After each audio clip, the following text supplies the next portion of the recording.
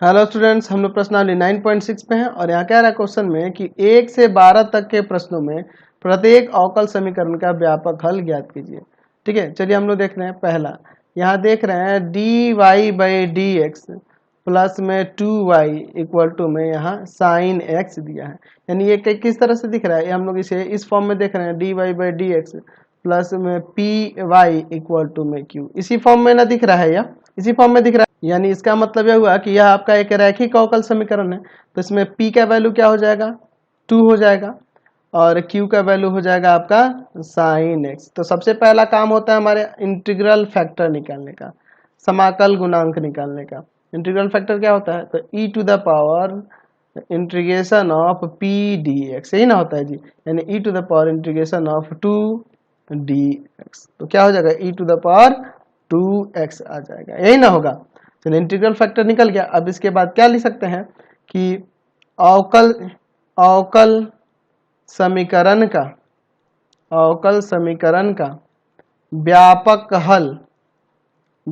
हल क्या हो जाएगा, यहाँ हो जाएगा y इंटू में integral factor equal to integration of q into में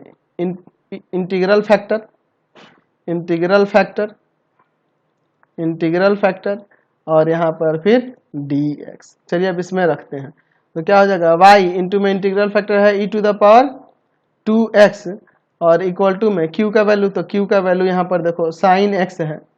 और यहाँ पर साइन x है और इंटीग्रल फैक्टर जो है आपका e to the power 2x dx। तो इसे तो आइलेट वाले मेथड पे ना बनाएंगे जी, याद है ना आपको आइलेट वाला मेथड, u इंटू v का इंटीग्रेशन कैसे होता है। तो चलिए पहले हम लोग इसे लेट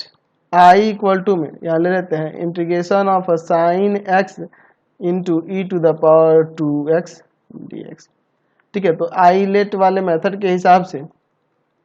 एक्सपोनेंट लास्ट में आता है तो ये आपका v हो जाएगा और ट्रिग्नोमेट्री उससे पहले आता है तो ये u हो जाएगा। ठीक है, तो क्या हो जाएगा यहाँ पर इंटीग्रेशन करेंगे तो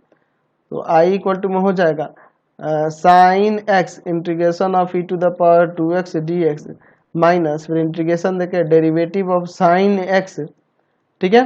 और फिर यहाँ पे integration of e to the power 2x dx, फिर यहाँ पर dx। समझ गए, तो i इक्वल टू में ई टू द पावर 2x का e to the power 2x integration होगा और 2x का 2 डिवाइड में आ जाएगा, ठीक है,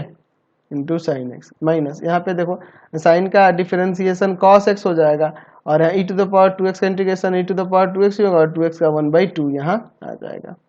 चलिए अब आगे देखते हैं, इसे फिर से हमें u इंटू वी पे करना होगा, इंटीग्रेट करना होगा। तो i इक्वल टू में 1/2 e to the power 2x sine x minus 1/2, यहाँ पर देखिए अब मैं क्या करता हूँ, यहाँ पर हम लोग इसे फिर से इंटीग्रेट करने वाले हैं तो क्या हो जाएगा, तो यहाँ हो जाएगा cos x फिर integration of e to the power 2x dx minus integration देकर derivative of cos x with respect to x और फिर integration of e to the power 2x और फिर यहाँ पर dx। समझ गए, चलिए अब इसके बाद देखिए, ठीक है, चलिए i इक्वल टू में 1/2 e to the power 2x sine x minus 1/2, अंदर देखिए क्या हो जाएगा यहाँ ई टू द पावर 2x का integration e to the power 2x ही और 2x का 1/2 यहाँ ले लेंगे और इंटू में आपका cos x फिर माइनस यहाँ पर देखिए डेरिवेटिव होगा cos का माइनस का साइन, cos का माइनस साइन होता है तो यहाँ प्लस साइन कर देते हैं, माइनस में प्लस हो गया और ई टू द पावर 2x का e to the power 2x और 2x का 1/2, ठीक है, और यहाँ पर आपका dx। चलिए अब इसके बाद देखिए हम लोग यहाँ आगे कर सकते हैं i इक्वल टू में 1/2 e to the power 2x sine x minus 1/4 e to the power 2x cos x, ये हो जाएगा माइनस का 1/4 integration of sine x into e to the power 2x dx। तो i इक्वल टू में 1/2 e to the power 2x sine x minus 1/4 e to the power 2x cos x और फिर आगे चल के देखेंगे यहाँ पर हम लोग यहाँ माइनस 1/4 और ये किसका है वैल्यू, i का ही ना वैल्यू, इसे ना हम लोग i माने थे शुरू में, देखो क्वेश्चन में हम लोग i इसी को माने हैं। चलिए तो अब आगे इसमें हम लोग इसको इधर लेके आते हैं तो इसमें लाके इसमें जोड़ देंगे तो i प्लस में क्या हो जाएगा 1/4i, ठीक है, कोई दिक्कत नहीं है। चलिए अब इसके बाद देखिए, इन दोनों में से ना हम लोग कॉमन कर लेते हैं 1/4 को, ठीक है, 1/4 को कॉमन कर लेते हैं और e to the power 2x भी निकाल लेते हैं, ठीक है, e to the power 2x भी निकालते हैं, 1/4 e to the power 2x। तो यहाँ पे बचेगा आपका 2 sin x माइनस का यहाँ पर cos x बचेगा,